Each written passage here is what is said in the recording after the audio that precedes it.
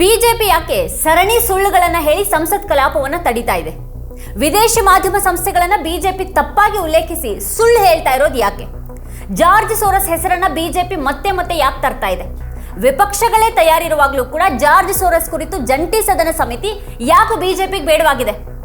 George ಸೋರಸ್ ಮತ್ತೆ ಅದಾನಿ ಇಬ್ಬರ ಮೇಲೂ ಜೆಪಿಸಿ ರಚಿಸಿ ಸೂಕ್ತ ಅಧ್ಯಯನ ನಡೆಸೋದು ಒಳ್ಳೇದಲ್ವಾ? ಯಾವ ಮಾಧ್ಯಮ ಸಂಸ್ಥೆಯ ರೆಫೆಲ್ ಕುರಿತ ವರದಿಯನ್ನ ಬಿಜೆಪಿ ಅಲ್ಲಗಳೆದಿತ್ತೋ ಅದೇ ಮೀಡಿಯಾ ಪಾರ್ಟ್ ವರದಿಯನ್ನ ಈಗ ಯಾಕೆ ತಪ್ಪಾಗಿ ಉಲ್ಲೇಖ ಮಾಡ್ತಾ ಇದೆ? ಅದಾನಿಯನ್ನ ಸಮರ್ಥಿಸೋದಕ್ಕಾಗಿನೇ ಬಿಜೆಪಿ ಈಗ ವಿದೇಶಿ ಮಾಧ್ಯಮ ಸಂಸ್ಥೆಯ ಬೆಂಬಲ ಪಡಿತಾ ಇರೋದು ಯಾಕೆ? ಹಿಂಡನ್ಬರ್ಗ್ ವಿದೇಶಿ ಅಂತ ಹೇಳುವಂತಹ ಮತ್ತು ವಿಶ್ವಾಸಾರ್ಹತೆಯನ್ನೇ ನಿರಾಕರಿಸುವಂತಹ ಬಿಜೆಪಿ ಈಗ ಮೀಡಿಯಾ ಪಾರ್ಟ್ನ ಯಾಕೆ ಅವಲಂಬಿಸಿದೆ? ಮೀಡಿಯಾ ಪಾರ್ಟ್ ವರದಿ ಆಧರಿಸಿದ ಈ OCCRP ವರದಿ ಏನು? ರಾಹುಲ್ ದೇಶದ್ರೋಹಿ ಅಂತ ಕರೆಯೋದಕ್ಕೆ ಬಿಜೆಪಿ ಉಲ್ಲೇಖ ಮಾಡಿದ್ದಂತಹ ಆ ವರದಿಯಲ್ಲಿ ಏನಿದೆ? ಸಂಸತ್ ಚಳಿಗಾಲದ ಅಧಿವೇಶನ ಶುರುವಾಗಿ ಈಗ 2ನೇ ವಾರವಾಗಿದ್ರೂ ಕೂಡ ಅಲ್ಲಿ ಸರಿಯಾಗಿ ಕಲಾಪನೇ ನಡೀತಾ ಇಲ್ಲ ಯಾಕೆ? ಬಿಜೆಪಿ ಯಾಕೆ ಜಾರ್ಜ್ ಸೋರಸ್ ಮಂತ್ರ ಪಠಿಸ್ತಾ ನಿಜವಾದ ಚರ್ಚೆನೇ ಆಗದ ಹಾಗೆ ನೋಡ್ಕೊಳ್ತಾ ಇದೆ ಅನ್ನೋದ್ರ ಬಗ್ಗೆ ಇವತ್ತಿನ ವಿಡಿಯೋದಲ್ಲಿ ನಾವು ಚರ್ಚೆ ಮಾಡೋಣ. ಆದರೆ ಅದಕ್ಕೂ ಮುನ್ನ ನೀವಿನ್ನೂ ನಮ್ಮ ಚಾನಲ್ ಅನ್ನ ಸಬ್ಸ್ಕ್ರೈಬ್ ಮಾಡಿಲ್ಲ ಅಂತಂದ್ರೆ ಈಗಲೇ ಈ ವಿಡಿಯೋದ ಕೆಳಗೆ ಕಾಣ್ತಾ ಇರುವಂತಹ ಸಬ್ಸ್ಕ್ರೈಬ್ ಬಟನ್ ಹಾಗೆ ಪಕ್ಕದಲ್ಲಿರುವಂತಹ ಬೆಲ್ ಐಕಾನ್ ಪ್ರೆಸ್ ಮಾಡಿ ನಮ್ಮನ್ನ ಬೆಂಬಲಿಸಿ. ತನಗಾಗದ ಆರೋಪ ಬಂದಾಗ ಅದು ವಿದೇಶಿ ಸಂಸ್ಥೆಯ ಆರೋಪ ಅಂತ ನಿರಾಕರಿಸುವಂತಹ ಬಿಜೆಪಿ ತನಗೆ ಬೇಕಾದಾಗ ಅದೇ ವಿದೇಶಿ ಸಂಸ್ಥೆಯ ವರದಿಯನ್ನ ತನಗೆ ಬೇಕಾದ ಹಾಗೆ ತಿರುಚಿ ಉಲ್ಲೇಖಿಸುವಂತಹ ಹಿಪೋಕ್ರಸಿಯ ಬಗ್ಗೆ ನಿಮಗೇನು ಅಭಿಪ್ರಾಯ ಇದೆ ಅದನ್ನ ಕೆಳಗಡೆ ಕಮೆಂಟ್ ಮಾಡಿ. ಹಾಗೆ ಈ ವಿಡಿಯೋವನ್ನ ಕೊನೆವರೆಗೂ ನೋಡಿ. ವಿಡಿಯೋದ ಲಿಂಕ್ ಅನ್ನ ನಿಮ್ಮ ಎಲ್ಲ ಬಂಧು ಮಿತ್ರರಿಗೆ ವಾಟ್ಸ್ಆಪ್ ಮಾಡಿ ಸತ್ಯ ಎಲ್ಲರಿಗೂ ತಲುಪಲಿ. ರಾಹುಲ್ ಗಾಂಧಿ ಅವರ ವಿರುದ್ಧ ದೇಶದ್ರೋಹದ ಆರೋಪ ಮಾಡೋದಕ್ಕೆ French news portal Mediapart ವರದಿಯನ್ನು ಉಲ್ಲೇಖಿಸಿದಂತಹ ಬಿಜೆಪಿ ಅದೇ ಮಾಧ್ಯಮ ಸಂಸ್ಥೆ ತನ್ನ ಕುರಿತು ಮಾಡಿರುವಂತಹ ವರದಿಯನ್ನ ಸುಳ್ಳು ಅಂತ ಬೊಬ್ಬೆ ಹೊಡಿತಾ ಇದೆ. ತನ್ನ ವರದಿಯನ್ನು ಬಳಸಿಕೊಂಡು ಬಿಜೆಪಿ ಸುಳ್ಳು ಮಾಹಿತಿ ಹರಡ್ತಾ ಇದೆ ಅಂತ ಮೀಡಿಯಾ ಪಾರ್ಟ್ ಆರೋಪ ಮಾಡಿದೆ. ಈ ಹಿಂದೆ ಇದೇ ಮೀಡಿಯಾ ಪಾರ್ಟ್ ರಫೇಲ್ ಕುರಿತ ಮಾಡಿದಂತಹ ತನಿಖಾ ವರದಿಗಳನ್ನ ಬಿಜೆಪಿ ತಿರಸ್ಕರಿಸಿತು. ಅಮೆರಿಕದ ಏಜೆನ್ಸಿಗಳು ಮತ್ತೆ ಜಾರ್ಜ್ ಸೋರಸ್ ಭಾರತದ ವಿರುದ್ಧ ಪಿತೂರಿ ನಡೆಸ್ತಾ ಇರೋದಾಗಿ ಬಿಜೆಪಿ ಆರೋಪ ಮಾಡಿದೆ. ಭಾರತ ಸರ್ಕಾರವನ್ನ ಅಸ್ಥಿರಗೊಳಿಸೋದ್ರ ಬಗ್ಗೆ ಬಿಜೆಪಿ ಮಾಡಿರುವಂತಹ ಆರೋಪವನ್ನ ಅಮೆರಿಕ ಕೂಡ ತಳ್ಳಿಹಾಕಿದೆ. ಈ ಆರೋಪದ ಬಗ್ಗೆ ಅಸಮಾಧಾನ ವ್ಯಕ್ತಪಡಿಸಿದೆ. ಯಾಕೆ ಬಿಜೆಪಿ ಹೀಗೆ ಮಾಡ್ತಾ ಇದೆ? ವಿದೇಶಿ ಮಾಧ್ಯಮ ಸಂಸ್ಥೆ ವರದಿಯನ್ನ ತಪ್ಪಾಗಿ ಉಲ್ಲೇಖಿಸೋದ್ರ ಹಿಂದೆ ಸಂಸತ್ ಕಲಾಪ ನಡೆಯದಂತೆ ತಡೆಯೋದು ಬಿಜೆಪಿಯ ಉದ್ದೇಶವಾಗಿದೆಯಾ? ಮೀಡಿಯಾ ಪಾರ್ಟ್ ವರದಿಯನ್ನೇ ಬಳಸಿಕೊಂಡು ಬಿಜೆಪಿ ರಾಹುಲ್ ಗಾಂಧಿ ವಿರುದ್ಧ ದೇಶದ್ರೋಹಿ ಅನ್ನುವಂತಹ ಆರೋಪವನ್ನು ಮಾಡ್ತಾ ಇದೆ. ಸಂಸತ್ತಿನೊಳಗೆ ರಾಹುಲ್ ಕುರಿತು ಬಿಜೆಪಿ ಸಂಸದ ನಿಶಿಕಾಂತ್ ದುಬೆ ಗಂಭೀರ ಆರೋಪ ಮಾಡಿದ್ದಕ್ಕೆ ಸಂಬಿತ್ ಪಾತ್ರ ರಾಹುಲ್ ಅವರನ್ನ ದೇಶದ್ರೋಹಿ ಅಂತ ಹೇಳಿದ್ದಕ್ಕೆ ಉಲ್ಲೇಖ ಮಾಡಿದ್ದು ಇದೇ ವರದಿ. पार्टियों का काम है कि इनको केवल सरकार को कैसे डिरेल करना है, उसके लिए अलग अलग तरह के मंसूबे ये पालते रहते हैं. ये घृणा के शिकार हैं और मोदी जी की सरकार के खिलाफ कैसे डिरेलमेंट होता है विदेशी फंडिंग के साथ, ये मैं आपके माध्यम से पूरे देश को बताना चाहता हूँ.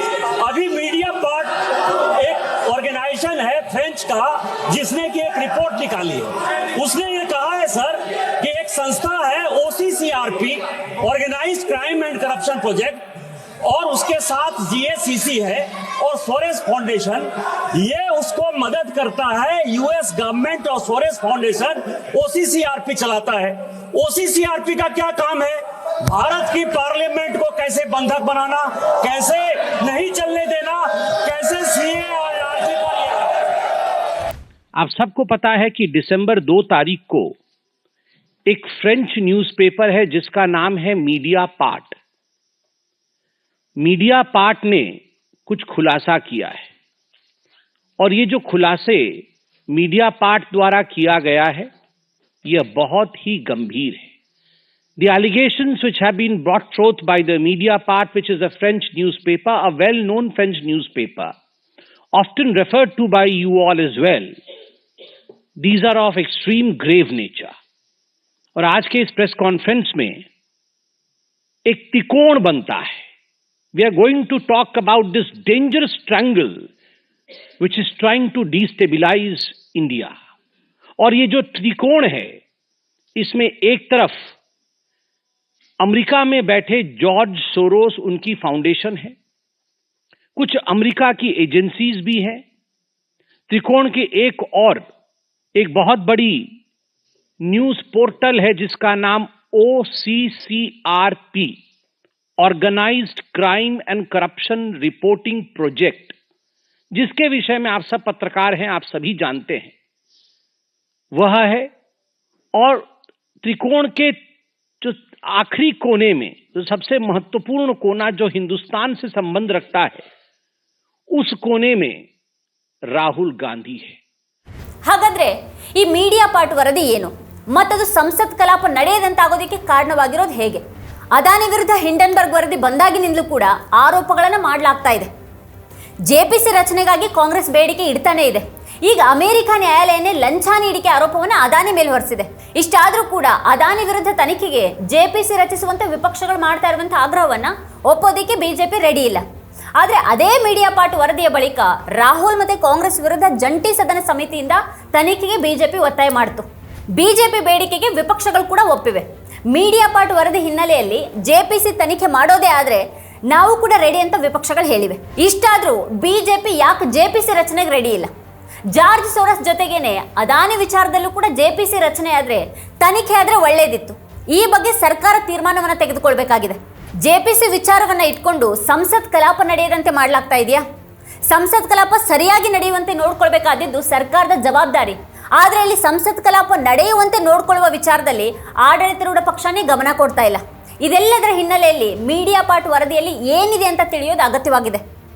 ಯಾವ ವರದಿಯನ್ನು ಉಲ್ಲೇಖ ಮಾಡಿ ಬಿಜೆಪಿ ಸುದ್ದಿಗೋಷ್ಠಿಯನ್ನು ನಡೆಸಿ ಬೊಬ್ಬೆ ಹೊಡೆದಿತ್ತೋ, ಸಂಸತ್ತಿನಲ್ಲಿ ಆರೋಪ ಮಾಡಿತ್ತೋ ಆ ವರದಿ ಹೇಳಿರೋದಾದ್ರೂ ಏನು? ರಫೇಲ್ ಹಗರಣದ ಸಂದರ್ಭದಲ್ಲಿ ಈ ಮೊದಲು ಮೀಡಿಯಾ ಪಾರ್ಟ್ ಹೆಸರು ಕೇಳಿ ಬಂದಿತ್ತು. ರಫೇಲ್ ಹಗರಣದ ಸಂಬಂಧ ಅದು ವಿವರವಾಗಿ ವರದಿಯನ್ನ ಮಾಡಿತ್ತು. ಆಗ ಬಿಜೆಪಿ ಆ ವರದಿಯನ್ನು ಉಲ್ಲೇಖ ಮಾಡಿ ಜೆಪಿಸಿ ರಚನೆಗೆ ಪಟ್ಟು ಹಿಡಿದಿರಲಿಲ್ಲ, ತನಿಖೆ ಆಗಬೇಕು ಅಂತ ಹೇಳಿರಲಿಲ್ಲ. ರಫೇಲ್ ಹಗರಣದಲ್ಲಿ ಅನಿಲ್ ಅಂಬಾನಿ ತೆರಿಗೆ ಕಡಿಮೆಯನ್ನು ಮಾಡ್ಕೊಳ್ಳೋದಕ್ಕೋಸ್ಕರ ಫ್ರಾನ್ಸ್ ಮಂತ್ರಿಗಳ ನೆರವನ್ನು ಪಡೆದು ಮಸಲತ್ತು ಮಾಡಿದ್ರು ಅನ್ನುವಂಥ ವಿವರವನ್ನು ಕೂಡ ಮೀಡಿಯಾ ಪಾರ್ಟ್ ವರದಿ ಕೊಟ್ಟಿತ್ತು. ಪ್ಯಾರಿಸ್ ಮ್ಯಾಜಿಸ್ಟ್ರೇಟ್ಗಳು ರಫೇಲ್ ಹಗರಣದ ತನಿಖೆ ವಿಚಾರವಾಗಿ ಭಾರತ ಸರ್ಕಾರಕ್ಕೆ ಅಧಿಕೃತ ಪತ್ರ ಬರೆದಿರೋದಾಗಿ French news portal Mediapart ಬಹಿರಂಗಪಡಿಸಿತ್ತು. ಆದರೆ ಸಹಕಾರ ನೀಡೋದಕ್ಕೆ ಆಗ ಮೋದಿ ಸರ್ಕಾರ ನಿರಾಕರಿಸಿತ್ತು. ಈಗ ಅದೇ ಮೀಡಿಯಾ ಪಾರ್ಟ್ ವರದಿಯನ್ನು ಬಿಜೆಪಿ ಅಸ್ತ್ರವಾಗಿ ಬಳಸ್ಕೊಳ್ತಾ ಇದೆ. ಕಾಂಗ್ರೆಸ್ ವಕ್ತಾರೆ ಸುಪ್ರಿಯಾ ಶ್ರೀನಾಥ್ ಅವರು ಮಾಧ್ಯಮಗೋಷ್ಠಿಯನ್ನು ಉದ್ದೇಶಿಸಿ ಮಾತಾಡ್ತಾ ಜಾರ್ಜ್ ಸೋರಸ್ ಭಾರತ ವಿರೋಧಿ ಅಜೆಂಡಾವನ್ನು ಹೊಂದಿದ್ರೆ ಅವ್ರ ಹಣದ ನೆರವಿನಿಂದ ನಡೀತಾ ಇರುವಂತಹ ಭಾರತೀಯ ಸ್ಟಾರ್ಟ್ಅಪ್ಗಳು ಮತ್ತು ವ್ಯವಹಾರಗಳನ್ನು ಬಂದ್ ಮಾಡುವಂತೆ ಸವಾಲನ್ನು ಹಾಕಿದ್ದಾರೆ. ಜಾರ್ಜ್ ಸೋರಸ್ ಭಾರತ ವಿರೋಧಿ ಚಟುವಟಿಕೆಯಲ್ಲಿ ತೊಡಗಿದ್ರೆ ಭಾರತದಲ್ಲಿ ಜಾರ್ಜ್ ಸೋರಸ್ ಅನುದಾನಿತ ಯೋಜನೆಗಳು ಮತ್ತೆ ಅನುದಾನಗಳನ್ನ ನೀವು ಯಾಕೆ ನಿಲ್ಲಿಸ್ತಾ ಇಲ್ಲ? ಪ್ರಪಂಚದಾದ್ಯಂತ ಅವರ 68 ಯೋಜನೆಗಳಿಗೆ ನಿಜವಾಗಿ ಸಹಾಯ ಮಾಡುವಂತಹ UN ಡೆಮಾಕ್ರಸಿ ಫಂಡ್ಗೆ ನೀವು ಯಾಕೆ ಕೊಡುಗೆ ನೀಡ್ತಾ ಇದ್ದೀರಿ? ಕಳೆದ 8-10 ವರ್ಷಗಳಲ್ಲಿ ನೀವು $9 ಲಕ್ಷ ಯಾಕೆ ನೀಡಿದ್ದೀರಿ ಅಂತ ಮೋದಿ ಸರ್ಕಾರವನ್ನ ಸುಪ್ರಿಯಾ ಪ್ರಶ್ನೆ ಮಾಡಿದ್ದಾರೆ. जॉर्ज सोरोस की ओपन सोसाइटी नाम की जो फाउंडेशन है, उसका इस दुनिया के 68 देशों में प्रोजेक्ट चल रहा है और उन 68 देशों में जो प्रोजेक्ट है उसकी फंडिंग, उसकी असिस्टेंस, उसकी एड UN डेमोक्रेसी फंड से आती है. UN democracy fund UN secretary general की नाक के नीचे है, UN सेक्रेटेरिएट में है और UN डेमोक्रेसी फंड में करीब 45 देश डोनर हैं और नंबर 4 के डोनर मोदी जी हैं, हिंदुस्तान है. क्यों डोनेट कर रहे हैं आप? आपने $900,000 पिछले 8 सालों में क्यों दिए UN डेमोक्रेसी फंड को, जो जॉर्ज सोरोस को फंड कर रहा है? ರಫೇಲ್ ಹಗರಣ ವಿಚಾರದಲ್ಲಿ ಮೀಡಿಯಾ ಪಾರ್ಟ್ ವರದಿ ಮಾಡಿದ್ರೆ ಅದನ್ನ ಸುಳ್ಳು ಅಂತ ಹೇಳುವಂಥ ಬಿಜೆಪಿ ಅದೇ ಸಂಸ್ಥೆಯ ವರದಿಯನ್ನು ಇಟ್ಕೊಂಡು ಸುಳ್ಳು ಹೇಳ್ತಾ ಇರೋದು ಯಾಕೆ? ಮೀಡಿಯಾ ಪಾರ್ಟ್ನಲ್ಲಿ OCCRP ಫಂಡಿಂಗ್ ಬಗ್ಗೆ ವರದಿ ಇದೆ. ಆ ವರದಿ ಏನಂತ ನೋಡೋ ಮೊದಲು OCCRP ಏನು ಮತ್ತೆ ಅದು ಯಾವ ಥರದ ವರದಿಗಳನ್ನು ಮಾಡುತ್ತೆ ಅನ್ನೋದನ್ನು ನಾವು ತಿಳಿಬೇಕಾಗಿದೆ. ಮೀಡಿಯಾ ಪಾರ್ಟ್ ಹೇಗೆ ಫ್ರಾನ್ಸ್ ತನಿಖಾ ಪತ್ರಕರ್ತರ ಸಂಸ್ಥೆನೋ ಅದೇ ರೀತಿ OCCRP ಜಾಗತಿಕ ಮಟ್ಟದಲ್ಲಿ ಅಂಥದೇ ಪತ್ರಕರ್ತರ ಸಂಘಟನೆಯಾಗಿದೆ. ಸಂಘಟಿತ ಅಪರಾಧ ಹಾಗೆ ಭ್ರಷ್ಟಾಚಾರ ವರದಿ ಯೋಜನೆ ಅಂದ್ರೆ OCCRP ವರ್ಷನೂ ತನ್ನ ವರದಿಗಳ ಮೂಲಕ ಹಲವಾರು ಪ್ರಕರಣಗಳನ್ನು ಬಯಲಿಗೆಳೆಯುತ್ತೆ. OCCRPಗೆ ಹಣಕಾಸು ನೆರವು ನೀಡುವಂಥ ಹಲವು ಸಂಸ್ಥೆಗಳಿವೆ. ಅಮೆರಿಕ ಸೇರಿದಾಗೆ ಹಲವು ದೇಶಗಳು ಹಣಕಾಸು ನೆರವನ್ನು ನೀಡುತ್ತವೆ. ಅದಕ್ಕೆ ಹಣಕಾಸು ನೆರವು ನೀಡುವವರ ಸಾಲಿನಲ್ಲಿ ಜಾರ್ಜ್ ಸೋರಸ್ ಹೆಸರು ಕೂಡ ಇದೆ. ಅದೇ ಕಾರಣದಿಂದಾಗಿ ಅದಾನಿ ಕುರಿತ ವರದಿಗಳನ್ನು ಸುಳ್ಳು ಅಂತ ನಿರಾಕರಿಸುವಂಥ ಕೆಲಸ ನಡೆದಿತ್ತು. OCCRP ವರದಿಗಳು ಭಾರತ ವಿರುದ್ಧದ ಷಡ್ಯಂತ್ರದ ಭಾಗ ಅಂತ ಆರೋಪ ಮಾಡಲಾಗಿತ್ತು. ಜಗತ್ತಿನ ಹಲವಾರು ಪ್ರತಿಷ್ಠಿತ ಪತ್ರಿಕೆಗಳಲ್ಲಿ OCCRP ವರದಿಗಳು ಪ್ರಕಟ ಆಗುತ್ತವೆ. ಅದಾನಿ ಸಮೂಹದ ಬಗ್ಗೆಯೂ ಕೂಡ ವರದಿಗಳಿದ್ವು. OCCRPಗೆ Denmark, America, Britain, Africa, France ಮೊದಲಾದ ದೇಶಗಳ ವಿದೇಶಾಂಗ ಸಚಿವಾಲಯಗಳು ಕೂಡ ಸೇರಿದಂತೆ ಹಲವು ಸಂಸ್ಥೆಗಳು ಹಣಕಾಸು ನೆರವನ್ನು ನೀಡ್ತಾ ಇರುವಾಗ ಜಾರ್ಜ್ ಸೋರಸ್ ಹೆಸರನ್ನ ಮಾತ್ರ ಯಾಕೆ ಇಲ್ಲಿ ಪ್ರಸ್ತಾಪ ಮಾಡಲಾಗ್ತಾ ಇದೆ? OCCRPಗೆ ಹಣಕಾಸು ನೆರವು ನೀಡ್ತಾ ಇರೋದ್ರಿಂದ ಜಾರ್ಜ್ ಸೋರಸ್ ಭಾರತ ವಿರೋಧಿ ಚಟುವಟಿಕೆಯಲ್ಲಿ ತೊಡಗಿದ್ದಾರೆ ಅನ್ನೋದಾದ್ರೆ ಅಷ್ಟು ಎಲ್ಲಾ ದೇಶಗಳು ಕೂಡ ಭಾರತದ ವಿರುದ್ಧ ಷಡ್ಯಂತ್ರದಲ್ಲಿ ತೊಡಗಿವೆಯಾಗಿದ್ರೆ ತನ್ನ ವಿರುದ್ಧ ಅಥವಾ ತನ್ನ ಉದ್ಯಮಿ ಮಿತ್ರರ ವಿರುದ್ಧ ವರದಿ ಬಂದ ಕೂಡಲೇ ಅದು ಭಾರತದ ವಿರುದ್ಧದ ಷಡ್ಯಂತ್ರವಾಗಿ ಬಿಜೆಪಿ ಕಾಣಿಸೋದು ಹೇಗೆ? ಅದಾನಿ ಬಗ್ಗೆ ವಂಚನೆ ವರದಿಗಳು ಬಂದ ಕೂಡಲೇ ಅದನ್ನು ಭಾರತದ ವಿರುದ್ಧ ದಾಳಿ ಅಂತ ಬಿಂಬಿಸುವಂಥ ಕಪಟತನ ಯಾಕೆ? OCCRP ಫಂಡಿಂಗ್ ಸಂಬಂಧವಾಗಿ ಮೀಡಿಯಾ ಪಾರ್ಟ್ ತನ್ನ ವರದಿಯಲ್ಲಿ ಸವಾಲುಗಳನ್ನು ಎತ್ತಿದೆ. ಆದರೆ OCCRPಯಲ್ಲಿ ಅದಾನಿ ವಿರುದ್ಧ ಬಂದಂಥ ವರದಿಯನ್ನು ಜಾರ್ಜ್ ಸೋರಸ್ ಬಳಿ ಹಣವನ್ನು ಪಡೆದು ಪ್ರಕಟಿಸಲಾಗಿದೆ ಅಂತೇನು ಈಗ ಮೀಡಿಯಾ ಪಾರ್ಟ್ ಹೇಳಿಲ್ಲ. ಇಲ್ಲಿ ಮುಖ್ಯವಾಗಿ ಮೀಡಿಯಾ ಪಾರ್ಟ್ ವರದಿಯಲ್ಲಿ ಪ್ರಶ್ನೆ ಇರೋದು ಅಮೆರಿಕದಿಂದ OCCRPಗೆ ಸಿಗುವಂಥ ಹಣಕಾಸು ನೆರವಿಗೆ ಸಂಬಂಧಪಟ್ಟಿದ್ದು. ವಿವಿಧ ದೇಶಗಳಲ್ಲಿನ ತನಿಖಾ ವರದಿಗಳು ಅಮೆರಿಕದ ದೃಷ್ಟಿಯಿಂದ ಮಹತ್ವಪೂರ್ಣವಾಗಿರಬೇಕು ಅನ್ನುವಂಥ ಷರತ್ತಿನೊಂದಿಗೆ OCCRP ಅಮೆರಿಕದ ವಿವಿಧ ಫಂಡ್ಗಳನ್ನು ಸ್ವೀಕರಿಸ್ತಾ ಇದೆ. ರಷ್ಯಾ, ಮಾಲ್ಟಾ, ಸೈಪ್ರಸ್, ವೆನಿಜುವೆಲಾ, ಮೆಕ್ಸಿಕೋದಲ್ಲಿನ ತನಿಖಾ ವರದಿಗಳಿಗಾಗಿ ಅಮೆರಿಕ ತನ್ನ ಹಿತದೃಷ್ಟಿಯನ್ನು ಗಮನದಲ್ಲಿಟ್ಕೊಂಡು ವರದಿ ಮಾಡುವಂತೆ ಸೂಚಿಸಿ ಫಂಡ್ ಮಾಡೋದ್ರ ಬಗ್ಗೆ ಮೀಡಿಯಾ ಪಾರ್ಟ್ ವರದಿ ಹೇಳಿದೆ. ಆದರೆ ಭಾರತದ ಹೆಸರು ವರದಿಯಲ್ಲಿ ಎಲ್ಲಿಯೂ ಕೂಡ ಪ್ರಸ್ತಾಪ ಆಗಿಲ್ಲ. ಜಾರ್ಜ್ ಸೋರಸ್ ಅವರ ಓಪನ್ ಸೊಸೈಟಿ ಫೌಂಡೇಶನ್ನಿಂದ ಹಣ ಪಡೆಯುವಂಥ OCCRP ಭಾರತದ ವಿರುದ್ಧ ಷಡ್ಯಂತ್ರ ರೂಪಿಸುವಂಥ ಯತ್ನ ಮಾಡಿದೆ ಅಂತಲೂ ಕೂಡ ಮೀಡಿಯಾ ಪಾರ್ಟ್ ಎಲ್ಲಿಯೂ ಕೂಡ ತನ್ನ ವರದಿಯಲ್ಲಿ ಹೇಳಿಲ್ಲ. ಹೀಗಿರುವಾಗ ಸಂಬಿತ್ ಪಾತ್ರ ಈ ವಿಚಾರವನ್ನು ಎತ್ಕೊಂಡಿರೋದು ಎಲ್ಲಿಂದ? ಭಾರತವನ್ನು ಅಸ್ಥಿರಗೊಳಿಸುವಂಥ ಯತ್ನ ನಡೀತಾ ಇದೆ ಅಂತ ಸಂಬಿತ್ ಪಾತ್ರ ಅವರು ಯಾಕೆ ಹಸಿ ಸುಳ್ಳುಗಳನ್ನು ಯಾವ ಆಧಾರನೂ ಇಲ್ಲದೆ ಹೇಗೆ ಹೇಳಿದರು?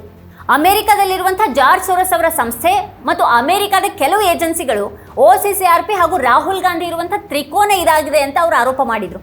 ರಾಹುಲ್ ಅವರನ್ನ ದೇಶದ್ರೋಹಿ ಅಂತ ಹೇಳಿದರು ಸಂಬಿತ್ ಪಾತ್ರ. ಯಾವ ವರದಿಯನ್ನು ಉಲ್ಲೇಖ ಮಾಡಿ ರಾಹುಲ್ ಗಾಂಧಿ ಅವರನ್ನ ಸಂಬಿತ್ ಪಾತ್ರ ದೇಶದ್ರೋಹಿ ಅಂತ ಹೇಳಿದ್ರು, ಆ ವರದಿಯಲ್ಲಿ ಭಾರತದ ವಿರುದ್ಧ ಷಡ್ಯಂತ್ರ ವಿಚಾರವಾಗಿ ಎಲ್ಲಿಯೂ ಕೂಡ ಯಾವುದೇ ಪ್ರಸ್ತಾಪನೇ ಇಲ್ಲ. ಮೀಡಿಯಾ ಪಾರ್ಟ್ ವರದಿಯನ್ನು ಉಲ್ಲೇಖಿಸಿ ಸಂಬಿತ್ ಪಾತ್ರ, ನಿಶಿಕಾಂತ್ ದುಬೆ, JP ನಡ್ಡಾ ಮಾಡಿರುವಂತಹ ಆರೋಪಗಳು ಎಂಥ ಹಸಿ ಸುಳ್ಳುಗಳನ್ನೋದು ಈಗ ಬಯಲಾಗಿದೆ. ತನ್ನ ವರದಿಯನ್ನು ಬಳಸಿಕೊಂಡು ಸುಳ್ಳನ್ನು ಬಿಜೆಪಿ ಹರಡ್ತಾ ಇರೋದಾಗಿ ಮೀಡಿಯಾ ಪಾರ್ಟ್ ಆರೋಪ ಮಾಡಿದೆ. ಹಾಗೇನೆ ಮೋದಿ ವಿರೋಧಿ ಅಜೆಂಡಾ ಕುರಿತ ಬಿಜೆಪಿ ಆರೋಪದ ಬಗ್ಗೆ ಅಮೆರಿಕ ಕೂಡ ಅಸಮಾಧಾನ ವ್ಯಕ್ತಪಡಿಸಿದೆ. ಅಮೆರಿಕ ಬೇರೆ ಬೇರೆ ಸಂಘಟನೆಗಳೊಂದಿಗೆ ಕೆಲಸ ಮಾಡುತ್ತೆ, ಪತ್ರಕರ್ತರನ್ನ ತರಬೇತುಗೊಳಿಸೋದ್ರಲ್ಲಿಯೂ ಕೂಡ ತೊಡಗಿಸಿಕೊಂಡಿದೆ ಅಂತ ಅಮೆರಿಕ ಹೇಳಿದೆ. ಹಾಗಿದ್ದು ಯಾವುದೇ ಮಾಧ್ಯಮ ಸಂಸ್ಥೆಯ ಸಂಪಾದಕೀಯ ತೀರ್ಮಾನಗಳಲ್ಲಿ ಹಸ್ತಕ್ಷೇಪ ಮಾಡ್ತಾ ಇಲ್ಲ ಅಂತ ಕೂಡ ಅಮೆರಿಕ ಸ್ಪಷ್ಟಪಡಿಸಿದೆ. ಅಮೆರಿಕ ಮಾತ್ರ ಅಲ್ಲ, ಯಾವ ಸರ್ಕಾರ ಕೂಡ ತಾನು ಮಾಧ್ಯಮಗಳ ವಿಚಾರದಲ್ಲಿ ಹಸ್ತಕ್ಷೇಪ ಮಾಡೋದಾಗಿ ಹೇಳೋದಿಲ್ಲ. ಹೇಗೆ ಮಡಿಲು ಮೀಡಿಯಾಗಳ ಮೇಲೆ ತನ್ನ ಹಿಡಿತಾ ಇದೆ ಅಂತ ಮೋದಿ ಸರ್ಕಾರ ಒಪ್ಕೊಳ್ಳೋಕೆ ಸಾಧ್ಯ ಇಲ್ವೋ, ಅದೇ ರೀತಿ ಇತರ ದೇಶಗಳು ಕೂಡ ಒಪ್ಕೊಳ್ಳೋದಿಲ್ಲ. ಒಬ್ಬ ಅದಾನಿಗಾಗಿ ಮೋದಿ ಸರ್ಕಾರ ಅಂತಾರಾಷ್ಟ್ರೀಯ ಸಂಬಂಧದವರೆಗೆ ಬೇರೆ ಎಲ್ಲವನ್ನ ಬದಿಗೆ ಸರಿಸೋದಕ್ಕೆ ರೆಡಿ ಇದೆ ಅನ್ನುವಂಥ ಆರೋಪಗಳು ಸುಮ್ಮನೆ ಹುಟ್ಕೊಂಡಿದ್ದಲ್ಲ. ಇದೆಲ್ಲವೂ ಈಗ ನಿನ್ನೆ ಮೊನ್ನೆ ಶುರುವಾಗಿದ್ದು ಕೂಡ ಅಲ್ಲ, 2002ರಿಂದಲೇ ಶುರುವಾದದ್ದು ಅಂತ ಹೇಳ್ತಾರೆ ಕಾಂಗ್ರೆಸ್ ನಾಯಕ ಪವನ್ ಖೇರಾ. ಇತರ ದೇಶಗಳೊಂದಿಗಿನ ಸಂಬಂಧ ಕೂಡ ಒಬ್ಬ ಉದ್ಯಮಿ ಹಿತವನ್ನೇ ಅವಲಂಬಿಸುವಂಥ ಸ್ಥಿತಿ ಬಂದಿದೆ ಅಂತ ಹೇಳ್ತಾರೆ ಅವರು. ಸೋರಸ್ ಭಾರತ ವಿರೋಧಿ ಚಟುವಟಿಕೆಗಳಲ್ಲಿ ತೊಡಗಿದ್ದಾದ್ರೆ ಸೋರಸ್ ಸಂಸ್ಥೆಯಿಂದ ಹಣಕಾಸು ನೆರವು ಪಡೆದಿರುವಂತಹ ವಿದೇಶಾಂಗ ಮಂತ್ರಿಯ ಮಗ ಹಾಗೆ ತಮಿಳುನಾಡು ಗವರ್ನರ್ ಪುತ್ರಿಯ ಬಗ್ಗೆಯೂ ಕೂಡ ಪ್ರಶ್ನೆಗಳನ್ನು ಎತ್ತಬೇಕಾಗುತ್ತೆ. ಇಲ್ಲಿ ವಿದೇಶಾಂಗ ಮಂತ್ರಿ ಹಾಗೆ ತಮಿಳುನಾಡು ಗವರ್ನರ್ ಇಂದ ಮೋದಿಜಿಯವರು ರಾಜೀನಾಮೆಯನ್ನು ಪಡಿತಾರಾ ಅಂತ ಖೇರಾ ಅವರು ಕೇಳಿದ್ದಾರೆ. जब से संसद चल रही है, इस षड्यंत्र पर खुलासा रोज हो रहा है. रोज दिखाई दे रहा है कि कैसे पूरी भाजपा, पूरी सरकार एक आदमी को बचाने के लिए भारत के अंतर्राष्ट्रीय संबंधों तक को दांव पे लगाने को तैयार है. ये षड्यंत्र कोई आज नहीं शुरू हुआ, कल नहीं शुरू हुआ, ये लगभग 2002 से शुरू हुआ. तब एक राज्य में सीमित था. 2014 से लेकर अब तक अभी अंतर्राष्ट्रीय षड्यंत्र हो गया. आप देख रहे हैं, जब से संसद चल रहा है, चलने की कोशिश कर रहा है, हम कुछ मुद्दे उठा रहे हैं. एक ऐसा मुद्दा है जो प्रधानमंत्री बर्दाश्त नहीं कर सकते. और जो देश इंक्वायरी बैठा दें, कोई भ्रष्टाचार की बात कर दें, इस व्यापारी से संबंधित कोई रिपोर्ट निकाल दें, तो उनके खिलाफ षड्यंत्र में शामिल होने का आरोप लग जाता है. ये कहां का न्याय है? ये कहां की विदेश नीति है? हम पर आरोप लगाते हो सोरोस का. ये कोई मुद्दा है? अगर ये मुद्दा है तो कौन से मंत्री का बेटा सोरोस की किस ग्रांट से कहां कहां क्या क्या करता है, हम भी शुरू हो सकते हैं. लेकिन ये मुद्दा नहीं है. ಒಬ್ಬ ಮಂತ್ರಿಯ ಮಗ ಅಲ್ಲ, ನಿಮ್ಮ ಎಷ್ಟೆಲ್ಲ ಮಂತ್ರಿಗಳ ಮಕ್ಕಳು ಸೋರಸ್ ಕಡೆಯಿಂದ ಹಣಕಾಸು ನೆರವನ್ನು ಪಡೆದು ಉದ್ಯಮವನ್ನು ನಡೆಸ್ತಾ ಇಲ್ವಾ ಅಂತ ಪ್ರಶ್ನೆಯನ್ನು ಖೇರಾ ಎತ್ತಿದ್ದಾರೆ. ಆದರೆ ಇದು ವಿಷಯ ಅಲ್ಲ. ವಿಷಯ ಯಾವುದು ಅಂತ ಅಂದ್ರೆ ದೇಶದ ಎಲ್ಲ ಆಸ್ತಿಗಳು ಒಬ್ಬ ಉದ್ಯಮಿಯ ಕೈಗೆ ಹೋಗಿರೋದಾಗಿದೆ ಅಂತ ಅವ್ರು ಹೇಳಿದ್ದಾರೆ. ಅದಾನಿಗೆ ಮೋದಿ ಸೆಕ್ಯೂರಿಟಿ ಸಿಕ್ಕಿದೆ ಅಂತ ಅವ್ರು ಲೇವಡಿ ಮಾಡಿದ್ದಾರೆ. एक मंत्री की बात नहीं है. आपके कितने मंत्रियों के कितने बच्चे, कितनी ग्रांट सोरोस की ऑर्गेनाइजेशन से ले रहे हैं, वो मुद्दे हैं क्या? मुद्दा ये है कि राजा की जान तोते में है और ये तोता मिर्ची नहीं खाता, ये तोता पोर्ट खाता है, एयरपोर्ट खाता है, बिजली खाता है, कोयला खाता है, शेयर मार्केट में शेयर धारकों का पैसा खाता है। टैक्स पेयर का पैसा इसी तोते के पास जाता है।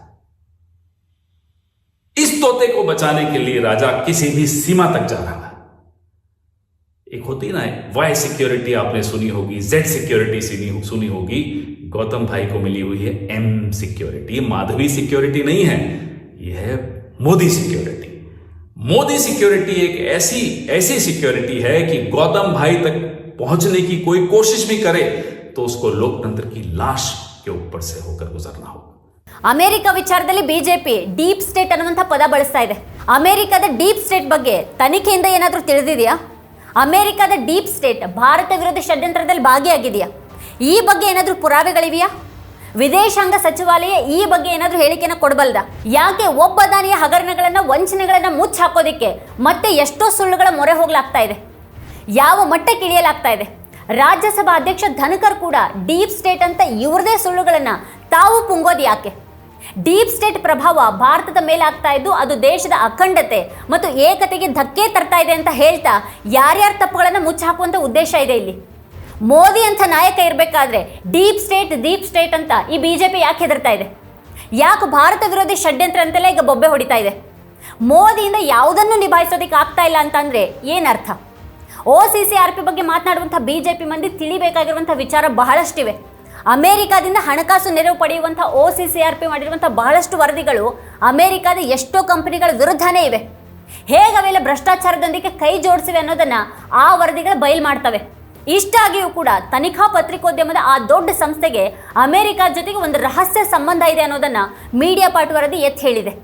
ಇಲ್ಲಿ ಮಡಿಲ ಮೀಡಿಯಾಗಳು ಸರ್ಕಾರದ ವಿರುದ್ಧ ಹೇಗೆ ಬರೆಯೋದಿಲ್ವೋ ಅದೇ ರೀತಿ ಯಾವ ಸಂಸ್ಥೆಯಿಂದ ಹಣ ಪಡೆಯಲಾಗಿದೆಯೋ ಅದ್ರ ವಿರುದ್ಧ ಬರೆಯಲಾರದಂಥ ಅಸಹಾಯಕತೆ OCCRP ಅಂತ ದೊಡ್ಡ ಸಂಸ್ಥೆ ಎದುರು ಕೂಡ ಇದೆ. ಮೀಡಿಯಾ ಪಾರ್ಟ್ ವರದಿ ಅಂಥ ಆರೋಪವನ್ನು ಮಾಡಿದೆ. ಆದರೆ OCCRP ಅಂಥ ಆರೋಪಗಳನ್ನು ಒಪ್ಕೊಂಡಿಲ್ಲ. ತನ್ನ ವರದಿಗಾರಿಕೆಗೆ ಅಂಥ ಯಾವುದೇ ಮಿತಿಗಳ ಅಡ್ಡಿ ಆಗಿಲ್ಲ. ದೇಣಿಗೆದಾರರ ಪ್ರಭಾವ ತನ್ನ ವರದಿಗಳ ಮೇಲೆ ಇಲ್ಲ ಅಂತಾನೆ ಅದು ವಾದ ಮಾಡಿದೆ. ಹಲವಾರು ದೇಶಗಳ ವಿರುದ್ಧ OCCRP ವರದಿಗಳನ್ನು ಪ್ರಕಟಿಸಿದೆ. ಹಾಗಂದ ಮಾತ್ರಕ್ಕೆ ಆ ಎಲ್ಲ ದೇಶಗಳ ವಿರುದ್ಧ ಅದು ಷಡ್ಯಂತ್ರವನ್ನು ನಡೆಸಿದೆ ಅಂತ ಅರ್ಥನಾ? ಆದರೆ ಅದಾನಿ ಕುರಿತ ವರದಿ ಬಂದ ಕೂಡಲೇ ಅದನ್ನು ಭಾರತದ ವಿರುದ್ಧ ಷಡ್ಯಂತ್ರ ಅಂತ ಬಿಜೆಪಿ ಹೇಳುತ್ತೆ. ಅಷ್ಟನ್ನೆಲ್ಲ ಹೇಳುವಂಥ ಬಿಜೆಪಿ ಅದಾನಿ ವಿರುದ್ಧ ತನಿಖೆ ನಡೆಸೋದಕ್ಕೆ ಮಾತ್ರ ಯಾಕೆ ರೆಡಿ ಇಲ್ಲ? JPC ತನಿಖೆ ನಡೆಸಿದ್ರೆ ಅದಾನಿ ವಿಚಾರದಲ್ಲಿ ಸತ್ಯ ಏನು ಅನ್ನೋದು ಸ್ಪಷ್ಟವಾಗಿಬಿಡುತ್ತೆ. ಅದು ಮಾತ್ರ ಅಲ್ಲದೆ ಭಾರತದ ವಿರುದ್ಧದ ಷಡ್ಯಂತ್ರ ಕೂಡ ಬಯಲಾಗಲಿದೆ. ಜಗತ್ತಿನ ಅನೇಕ ಮಾಧ್ಯಮಗಳು ಅದಾನಿ ವಿರುದ್ಧ ವರದಿ ಪ್ರಕಟಿಸಿವೆ. ಅವೆಲ್ಲವೂ ಕೂಡ ಭಾರತದ ವಿರುದ್ಧ ಷಡ್ಯಂತ್ರ ನಡೆಸಿವೆ. ಹಾಗಿದ್ರೆ ಈಗ ಮೀಡಿಯಾ ಪಾರ್ಟ್ ವರದಿಯನ್ನು ಬಳಸಿಕೊಂಡು ಸುಳ್ಳು ಹರಡಿರುವಂಥ ಬಿಜೆಪಿ ಬಗ್ಗೆ ಸ್ವತಃ ಮೀಡಿಯಾ ಪಾರ್ಟ್ ಈ ಒಂದು ಹೇಳಿಕೆಯನ್ನು ನೀಡಿದೆ. ಇತ್ತೀಚೆಗೆ OCCRP ವಿರುದ್ಧ ಪ್ರಕಟಗೊಂಡಿದ್ದಂಥ ನಮ್ಮ ತನಿಖಾ ವರದಿಯನ್ನು ಭಾರತದ ಪ್ರಧಾನಿ ನರೇಂದ್ರ ಮೋದಿ ಅವರ ಬಿಜೆಪಿ ತನ್ನ ರಾಜಕೀಯ ಅಜೆಂಡಾ ಹಾಗೂ ಪತ್ರಿಕಾ ಸ್ವಾತಂತ್ರ್ಯದ ಮೇಲೆ ದಾಳಿ ನಡೆಸೋದಕ್ಕೆ ಬಳಸ್ಕೊಳ್ತಾ ಇರೋದನ್ನು ದೃಢವಾಗಿ ಖಂಡಿಸೋದಾಗಿ ಮೀಡಿಯಾ ಪಾರ್ಟ್ ಹೇಳಿದೆ. ಬಿಜೆಪಿ ಮಾಡಿರುವಂಥ ಯಾವುದೇ ಷಡ್ಯಂತ್ರದ ಆರೋಪ ಆಧಾರರಹಿತವಾದದ್ದು ಅಂತ ಅದು ಸ್ಪಷ್ಟಪಡಿಸಿದೆ. ಹಾಗಾದರೆ ಮೀಡಿಯಾ ಪಾರ್ಟ್ ವರದಿಯನ್ನು ಉಲ್ಲೇಖ ಮಾಡಿ ಬಿಜೆಪಿ ನಾಯಕರು ಮಾಡಿದಂಥ ಅಬ್ಬರ ಗದ್ದಲಕ್ಕೆ ಏನು ಅರ್ಥ ಇದೆ? ಈಗ ಯಾಕೆ ಅವ್ರು ಯಾರೂ ಬಂದು ಸುದ್ದಿಗೋಷ್ಠಿಯನ್ನು ಮಾಡ್ತಾ ಇಲ್ಲ?